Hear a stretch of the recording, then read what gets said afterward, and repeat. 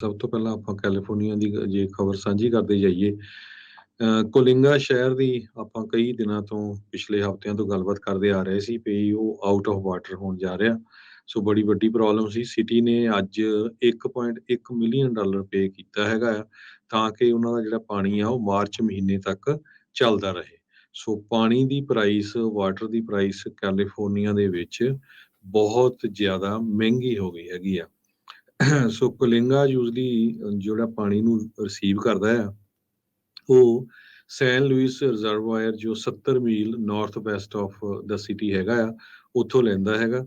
ਤੇ ਕਹਿੰਦੇ ਪਈ 80% ਰਿਜ਼ਰਵਾਇਰ ਦਾ ਵਾਟਰ ਉਸਦਾ ਇਸ ਸ਼ਹਿਰ ਨੂੰ ਆਉਂਦਾ ਹੈਗਾ ਆ। ਕੋਲਿੰਗਾ ਦੇ ਨੂੰ ਸ਼ਾਰਟ ਕਰ ਦਿੱਤਾ ਗਿਆ ਸੀ 600 ਏਕੜ ਫੀਟ ਆਫ ਵਾਟਰ ਮਾਰਚ 2023 ਤੱਕ। ਜੀ ਤੇ ਜਿਹੜਾ ਕਿ 200 ਮਿਲੀਅਨ ਗੈਲਨਸ ਬਣਦਾ, equivalent to 300 Olympic size swimming pools. So ਉੱਥੇ ਦੀਆਂ ਜੇ ਕਿਤੇ ਪਿਕਚਰਸ ਦੇਖੋ, ਬੜੀਆਂ ਡਰਾਉਣੀਆਂ ਆ। ਖੇਤ ਸੁੱਕੇ ਪਏ ਆ, ਟਰੀ ਸੁੱਕੇ ਪਏ ਹੈਗੇ ਆ। ਇੱਕ ਟਾਈਮ ਦੇ ਉੱਤੇ ਪੂਰਾ ਕਹਿੰਦੇ ਇਹ ਹਰਾ ਦਾ ਹਰਾ ਹੁੰਦਾ ਸੀ।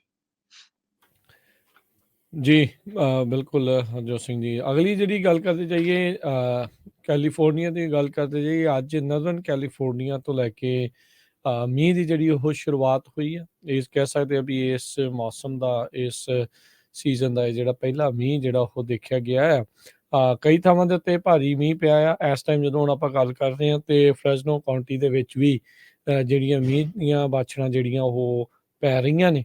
ਤੇ ਸਿਆਰਾ ਨਵਾਡਾਸ ਦੇ ਵਿੱਚ ਅੱਜ ਬਰਫ਼ਬਾਰੀ ਹੋਣੀ ਹੈ, ਪਹਿਲੀ ਬਰਫ਼ ਜਿਹੜੀ ਉਹ ਪਵੇਗੀ, ਜਿਸ ਦੇ ਚੱਲਦਿਆਂ ਕਹਿੰਦੇ ਵੀ ਕਈ ਟ੍ਰੈਫਿਕ ਡਿਲੇਜ਼ ਤੇ ਚੇਨ ਕੰਟਰੋਲ ਜਿਹੜੇ ਉਹ ਔਨ ਕਰਨੇ ਪਏ ਆ। ਸੋ ਜਿਹੜੇ ਕਹਿ ਲਓ ਵੀ 4-5 ਹਜ਼ਾਰ ਫੁੱਟ ਤੋਂ ਉੱਤੇ ਜਿਹੜੀਆਂ ਵੀ ਰੋਡਸ ਹੈਗੀਆਂ ਜਾਂ ਉਧਰੋਂ ਦੀ ਜਿਨ੍ਹਾਂ ਨੇ ਵੀ ਲੰਘਣਾ ਹੈ, ਖਾਸ ਕਰਕੇ ਜਿਹੜੇ ਟਰੱਕਰਸ ਆ, ਉਹ ਭਾਈ ਵੈਦਰ ਦਾ ਜਿਹੜਾ ਵਿਸ਼ੇਸ਼ ਤੌਰ ਦੇ ਉੱਤੇ ਜਿਹੜਾ ਉਹ ਧਿਆਨ ਜਿਹੜਾ ਉਹ ਰੱਖਣ। ਸੋ ਮੀਂਹ ਦੀ ਲੋੜ ਤਾਂ ਚਿਰ ਤੋਂ ਹੀ ਜਿਹੜੀ ਉਡੀਕੀ ਜਾ ਰਹੀ ਹੈ ਕੈਲੀਫੋਰਨੀਆ ਦੇ ਵਿੱਚ। ਆਲਦੋ ਮੀਂਹ ਦੀ ਸ਼ੁਰੂਆਤ ਜਿਹੜੀ ਹੈ ਨਵੰਬਰ ਮਹੀਨੇ 'ਚ ਹੋਈ ਆ, ਜਿਹੜਾ ਕਿ ਇਹ ਵਰਤਾਰਾ ਕਈ ਵਾਰੀ ਸਤੰਬਰ ਅਕਤੂਬਰ 'ਚ ਜਿਹੜਾ ਹਰਜੋਤ ਸਿੰਘ ਜੀ ਸ਼ੁਰੂ ਹੋ ਜਾਂਦਾ ਹੁੰਦਾ ਸੀਗਾ। ਸੋ ਇਸ ਵਾਰ ਦੇਖੋ ਕਿੰਨਾ ਕੁ ਮੀਂਹ ਪੈਂਦਾ ਹੈ, ਪਰ ਕਿਆਸ ਰਹੀਆਂ ਭਵਿੱਖਬਾਣੀ ਜਿਹੜੀ ਹੈ ਬਹੁਤੇ ਜ਼ਿਆਦਾ ਮੀਂਹ ਦੀ ਜਿਹੜੀ ਨਹੀਂ ਕੀਤੀ ਜਾ ਰਹੀ।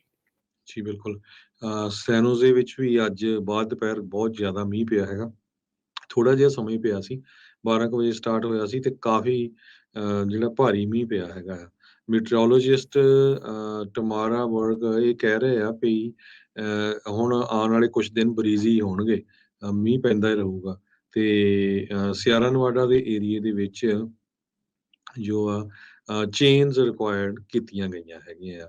ਸੋ ਕਿਸੇ ਤਰ੍ਹਾਂ ਦੀ ਜੇ ਕੋਈ ਅਪਡੇਟ ਆਉਂਦੀ ਹੋਈ ਜ਼ਰੂਰ ਆਪਾਂ ਤੁਹਾਡੇ ਨਾਲ ਇਹ ਸਾਂਝੀਆਂ ਕਰਾਂਗੇ। ਚੇਨ ਕੰਟਰੋਲ ਜੋ ਫਰੈਡ ਪੈਲਸ ਹੈਗਾ ਹਾਈਵੇ 50 ਦੇ ਉੱਤੇ ਐਲਡਰਾਡੋ ਕਾਉਂਟੀ ਦੇ ਵਿੱਚ ਵੀ, ਉੱਥੇ ਵੀ ਰਿਕੁਆਇਰਡ ਕੀਤੀਆਂ ਗਈਆਂ ਹੈਗੀਆਂ।